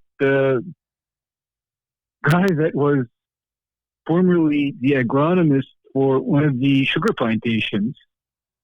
That was his job, when he was much younger. And then he went back to school, got his PhD, and then became one of the agronomy professors. And then he taught, soil chemistry and soil science. I'm eternally grateful to that guy too, because he's the guy that basically enlightened me and made me extremely educated on the interactions of nutrients in plants and soils. Ray, how often is it possible, and this is not a trick question, is it possible to come across soils that are positively charged and your cations are going, I'm sorry, your anions are going to be better held onto than your cations? It is actually very, very rare. That just doesn't happen because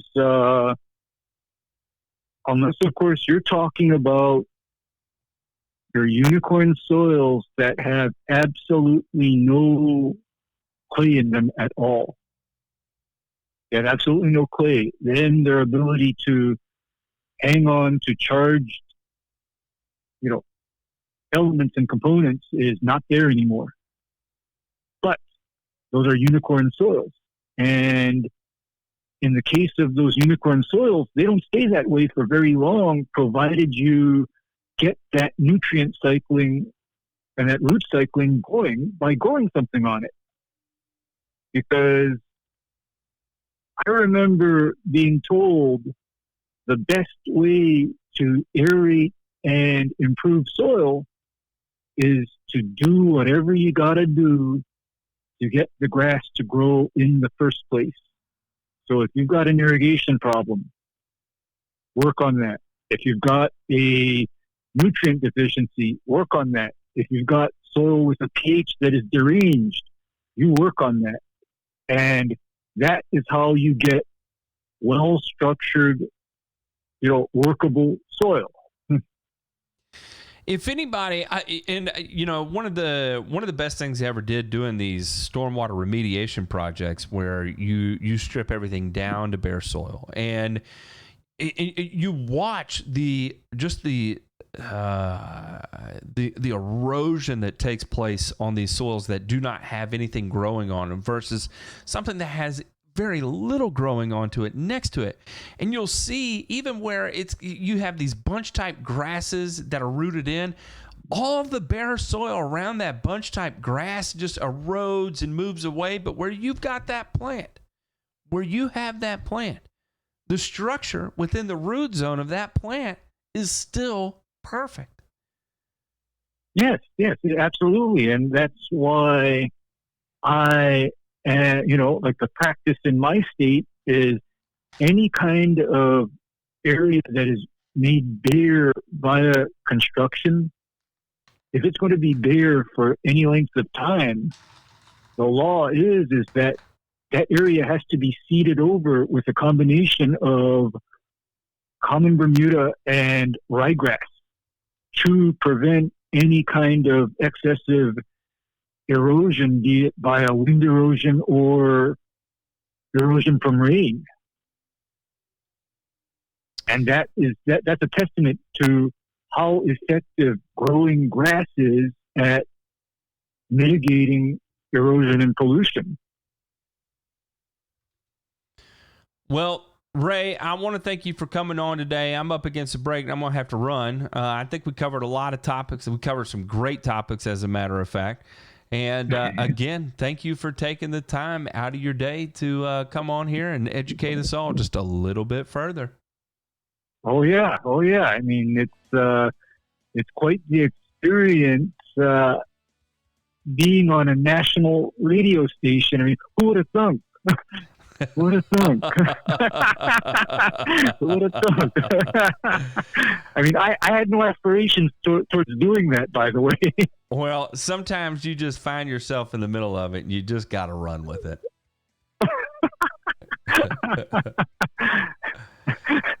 All right, Ray, I thank you again, sir. We'll see you next week. Same damn time, same damn place. All right, everybody, you're listening to Turfs Up Radio. That was it with Pick the Doc's Brain. When we come back, we're going to talk about one of the latest mergers, acquisitions, whatever you want to call it, that is going to affect you, the lawn care applicator, in some form or another. Again, we're going to peel back the onion and take a look at what's going on at the scene behind the scene. Yeah, here, Turfs Up Radio, your industry, your station. Hey, everybody, it's Brooke Ford, host of the Green Veteran here on Turfs Up Radio. Be sure to check me out every Saturday morning at 11 a.m. Eastern. You're going to hear some great one-on-one interviews with green industry professionals. We're going to talk about best business practices, highlight innovative products, and also provide some insight into some new emerging technologies in the field. That's the Green Veteran, airing each Saturday at 11 a.m. Eastern. And remember, Turfs Up Radio, your industry, your station. Hey guys, it's Frank Bort. More lawn care pros are working on their business rather than in them with the Lawn Buddy app. Lawn Buddy puts you in the driver's seat right along with your employees, helping you to guide them through their work while you focus on growth. With the Lawn Buddy app, you'll be more confident that work is being done and more money is being made faster. To learn how Lawn Buddy can help your lawn care business, visit lawnbuddy.com or simply download the Lawn Buddy app today. Great job, guys. Hey, Green Industry Pros, are you new to Turfs Up Radio and want to learn more? Then plug in your earphones and keep listening, because Turfs Up Radio invites you to listen while you work. Our 24/7 live radio platform keeps you up to date, bringing you new tips and interviews from pros like you who want to elevate and educate the green industry. Can't make it to industry shows or events? Don't worry. Turfs Up Radio will be there bringing you live coverage, getting you in on the action. So keep listening to Turfs Up Radio, your industry, your station. Eric the Turf Teacher Jones. The morning show, Monday through Friday, 6 to 8 a.m. And Keeping Up with Mr. Jones, Mondays at 6 to 8 p.m. Teaching you life lessons, business strategies, and leadership. Let's grow together. Turf's Up Radio, your industry, your station.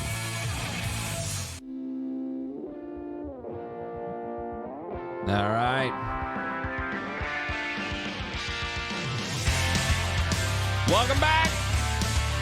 Moving into this segment here where we're going to be talking about the scene behind the scenes. This is kind of the behind the scenes stuff that I'm lucky enough to be privy to watch as it kind of goes up and down and left and right. So I talked about there has been a licensing agreement that basically allows... actually, let me just go ahead and read the article to you. This is from Lawn and Landscape. It is right here. And I recommend you check it out. And also, if you don't have a lawn and landscape, what do you call it? Subscription, get one. It's free. You just gotta enter your information, and it's gonna give you everything you need to know right there. They send it to your house. It's a good read. It provides some good industry insight. You'll probably see some people who advertise in it too, like us and others and whatever that fun stuff is. It's just there. So I recommend it highly. Now I'll move into this article here. Koch Agronomic Services, operating under its corporate brand Koch Turf and Ornamental and Turf Care Supply Corporation, reached a definitive agreement to grant TCS, also known as Turf Care Supply, an exclusive license to market and distribute the following Koch Turf and Ornamental Enhanced Efficiency fertilizers in North America: Duration, Hydrex, Nitroform, Neutraline, Uflex, Umax, and XCU. Those are the most popular enhanced efficiency and slow release brands you see anywhere across the United States. How many people have heard of Duration? How many people have heard of XCU? That is the PCSU and just polymer coated stuff that you see in everything. What's interesting, though, is what they have done is TCS has formed a new entity, Allied Nutrients. And Allied Nutrients will resume or take over the marketing and distribution of these technologies. Allied Nutrients believes the agreement will provide a science-based, expansive platform of products as they launch this new business unit. As part of this agreement, members of the Koch team will transition to Allied Nutrients, including agronomy, customer service, and sales, bringing over 100 years of collective industry experience. Through this exclusive license, we are able to greatly expand our technology portfolio. We are excited to welcome the Koch team into the Allied Nutrient family. The combination of Koch's portfolio of controlled-release, slow-release, stabilized nitrogen fertilizers with TCS's production and Allied Nutrients distribution and sales capacity provides a clear opportunity to accelerate adoption of these technologies by a wider audience of turf professionals. The technologies allow for optimized nutrient uptake. TCS has been manufacturing XCU for years, so we are familiar with the high-quality standards, dedication to customer service, and state-of-the-art facilities. With TCS's production assets and Allied Nutrients' sole focus on the turf and ornamental industry, combined with the broader product offering and the experienced Koch team, we believe Allied Nutrients will be very well positioned to serve Koch's current turf customers in the industry as a whole. Okay, that is kind of a lot of noise, so let me kind of dissect what's going on. TCS manufactures through Haber-Bosch and the reaction coating process that exists in slow-release fertilizer manufacturing. They have been manufacturing the products for Koch out of Sylacauga for years. Now, and what ends up happening is some people will come in and lease time there, and in that lease time, they'll manufacture for what they're going to need over a given time period, and then somebody else has the next time slot, and they're going to manufacture for what they need over a time period, or someone may be contracted like TCS to produce their own for that time period that's going to, or it's going to be produced for Coke. So it's this weird kind of one manufacturing facility that produces the majority of enhanced efficiency fertilizer for the majority of the country.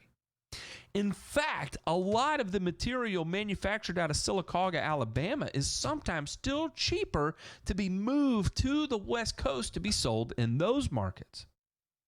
It's kind of an odd thing, but you have to think how many Haber-Bosch-based reaction manufacturing plants are there in the United States. You're kind of limited to where you can and where you can't operate. With this new merger, TCS has been the exclusive manufacturer for Site 1, for instance, for a very long period of time. That's why you don't see duration-based products in Site 1 bags. You'll see polymer-coated materials in all the Site 1 bags, but you'll never see the name duration on it. Well, the reason why is that it comes from TCS. But now that Coke has licensed this brand, this infrastructure, this sales power that Coke has established to TCS, and they're doing it under the new name Allied Nutrients, it provides exposure from everybody where they can each make money really off each other as it moves into the wider market. Part of this may be due to the fact that there's kind of a two-part piece of this where TCS has its own brand and SKUs, has its own manufacturing piece of it, and also has its own sales arm of it. So by forming this new strategic partnership in Allied Nutrients, so to speak, what happens is that it also provides a degree of separation between their own privately branded SKUs versus what gets sold out into the marketplace under other branded SKUs. And the idea there is maybe to provide a little bit of balance across the board when it comes to pricing. It's kind of an interesting take and an interesting way and an interesting thought process to lead to this point. Is it going to benefit you, the applicator, any more than it previously did? I don't know the answer to that. Now that they're kind of distributing the possibility of income among the new joint venture, being Allied Nutrients, I still think it's a way for each one to kind of level the playing field and capitalize from one as also the other. This may be an oddly creative way of boosting sales for each brand just a slight bit more, even though it's all manufactured by the same person, even though it all comes out of the same place. Personally, I don't get it. And personally, I see two mega conglomerates coming together to form another monopolized version of distribution and manufacturing. Now, me being me, my whole take on the whole thing, and again, this is just my opinion. I firmly believe in capitalism and that competition is a great thing. May innovation be the driver to success. As these more mega mergers take place and there's a greater monopolization that takes place, I'm seeing less reliance on innovation and more focus on market dominance. If I was in their position, I would probably have the same mindset. But me being me and being in the position that I'm in, I have a little bit of a different take because I'm the little guy on the block, right? So at the end of the day, could it be positive? Possibly. At the end of the day, is this going to mean cheaper fertilizer prices for you? Definitely not. If it was already being agreed to be manufactured and produced and sold at a certain price, I don't think the merger of two conglomerates coming together is going to have any effect other than just a name on a sheet of paper.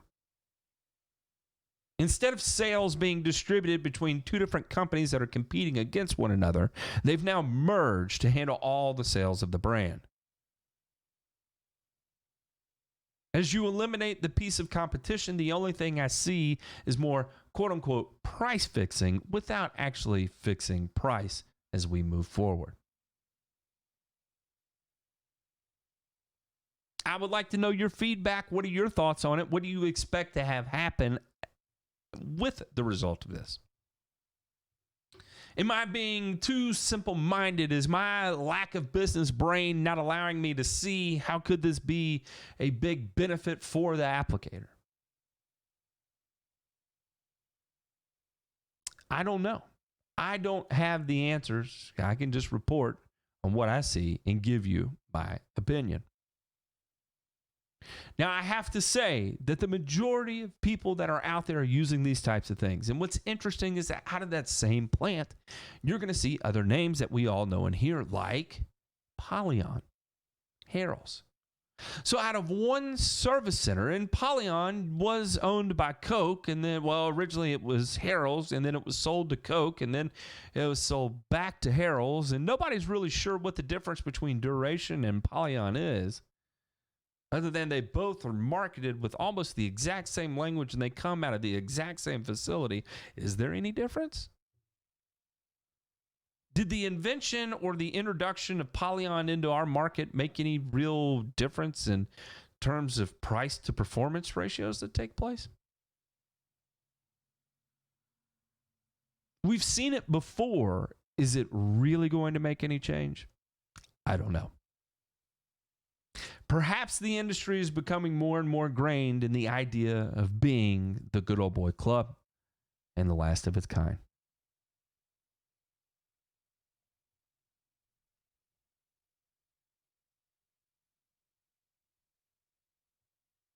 Oh, wait a second.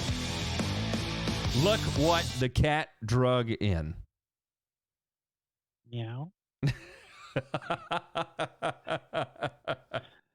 Oh, Lord have mercy. How are you? How do you feel? Do you feel refreshed and revitalized and ready to tackle the world? I do, but I did not want to come home. Like, dude, that's where, like, I want to live at Sunset Beach. Like, that is just the place. Yeah, you let me in on when the cat was out of the bag previously, and I've been doing a little research into it. It does look like a special place over there. It is. We need to go down there, man. I'm on board because, listen, I have not gone anywhere this year, and I am so thirsty for White Claws. I cannot stand it. Well, you know what? We could go down there. We could do it on a weekend, maybe. Maybe take this Rode Procaster, do a special Turfs Up Radio live event, White Claw edition. Boy, wouldn't that be fun? They have a noise policy, no loud music, no trucks or anything on the roads. Like after 10 o'clock, we'd have to do an early show. No, man. Listen. This is Turfs Up Radio. This is a paid corporate entity. Yeah. We're doing a remote. We're doing a remote location. Yeah. Broadcasting live. That's right. It was a paid Beach. Sponsorship. Yes, Sunset, the county of Sunset Beach paid for us to come out there and promote the area. We should go down for the weekend and party all weekend, and then sleep all day Monday, and then do the drive home at 4, and then do Keeping Up with Mr. Jones at 6. We could do that. Yeah.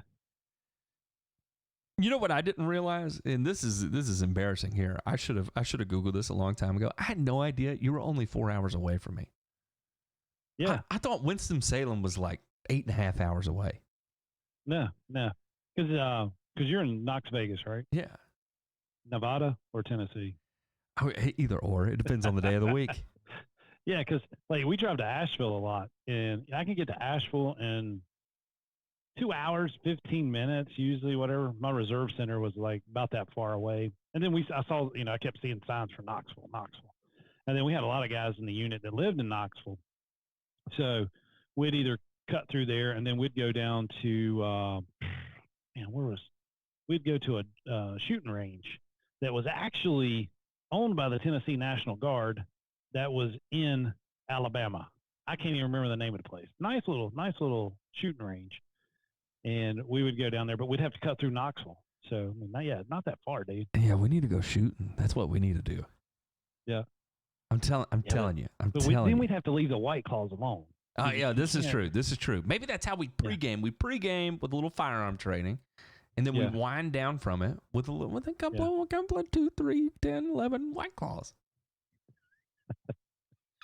Jesus, man.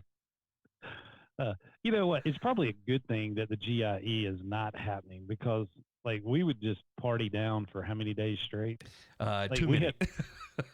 We had our Airbnb for a week already.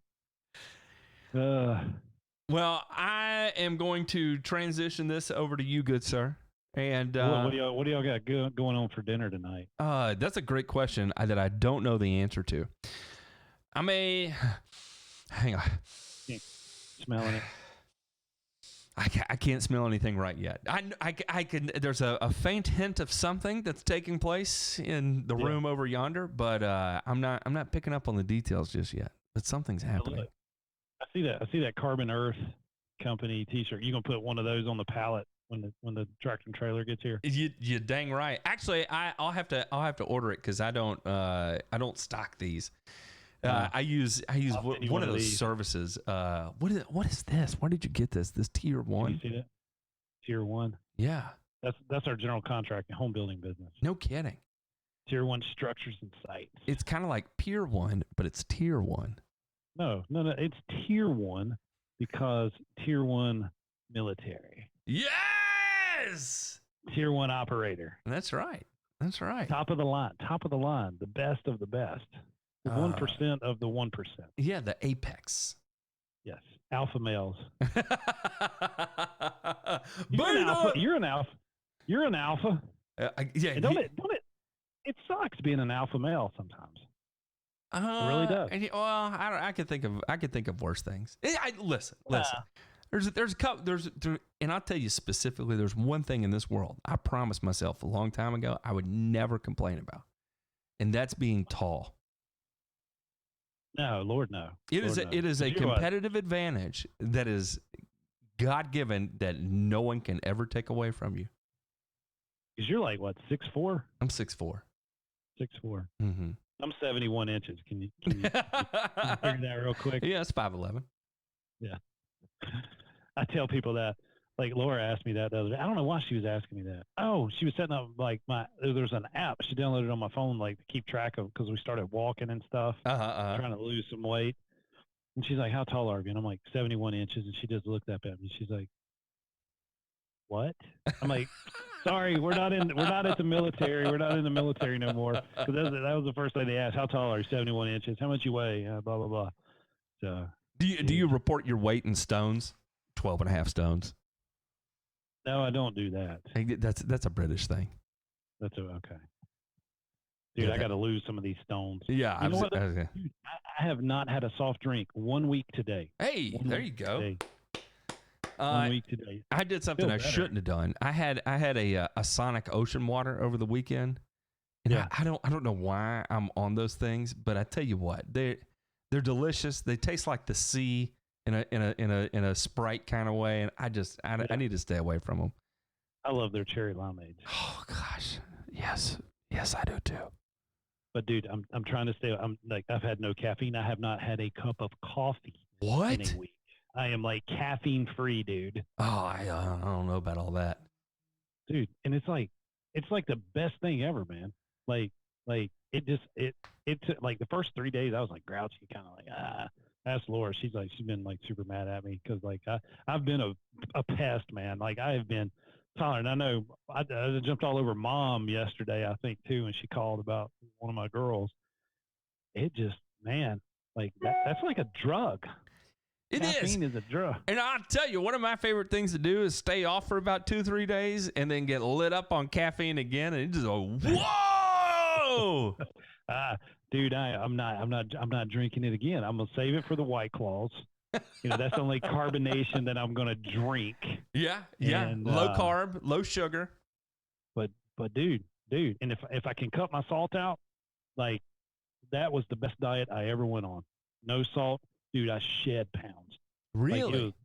Yes, like 2 pounds a day, man. I went from like 230 down to 200 in like 2 months, like cutting all salt out. So I had it planned out. I had to cook my food like 2 or 3 days in advance. But I mean, it was nothing but grilled chicken, boiled eggs, peppers and onions, and I drink a shitload of orange juice. Because I thought I didn't know that. I thought orange juice would have a ton of sodium, but it's like 0 sodium. No kidding. There's more salt. There's more sodium in milk than there's none in orange juice. Yeah, I say I guess the kind of sodic feel is from the citric acid in it. Kind of it may mimic that sensation on the tongue because it's so shocking to me. Yeah, and now, man, dude, I love the soda water. What is it? Oh my gosh, they make all the flavors. I don't know where you're going with water. this. I don't know where you're going with this. Not just like soda water. Like, what? Like because that cures that little craving of a Coca-Cola. Because dude, Coke is my weakness. Like I love Coca-Cola. I can't do the soda waters. You can't. I know which one you're talking about. LaCroix or LaCroix. Yeah. Dude, the lime one tastes almost like a 7-Up. So I'm going to start calling you a frat boy. Frat boy. Yeah. What are you having this weekend? Oh, LaCroix and vodka. Soda. There's a song by what's his name? What is it? Listen at me, man. Saying bad words on the radio. Can I speak to your manager? Can I speak to him? Cool Again by King Brown. Drinking soda water, vodka soda water, extra lime.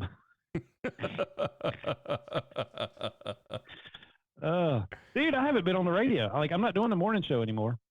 Oh, yeah. Getting kind of lightening the load, getting back in the mindset. Yeah, there you go. Yeah, I mean, dude, I was on campus like at 6:30 this morning. Oh boy. So, and I mean, it was kind of a relief. I got there and I got so much done. Yeah, like, 8 o'clock, I was like, holy cow! I had a checklist I made last night. Boom, boom, boom, boom. Man, I can fly when I do the checklist.